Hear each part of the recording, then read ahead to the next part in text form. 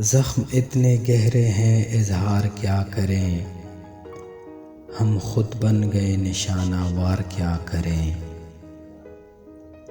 ہم مر گئے مگر کھلی رہی آنکھیں، اس سے زیادہ ہم اس کا انتظار کیا کریں۔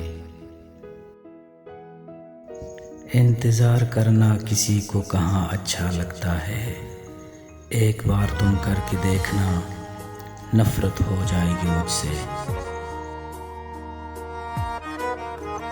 لوگ کہتے ہیں وقت بہت تیزی سے گزرتا ہے، کبھی کسی کا انتظار کر کے دیکھو تو پتہ چلے کہ وقت کیسے گزرتا ہے۔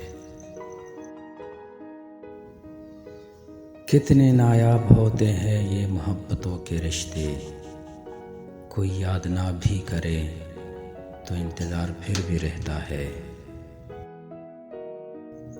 اب تو دیمک بھی کھا کر چھوڑ گئی تیری دستک کے منتظر دروازوں کو۔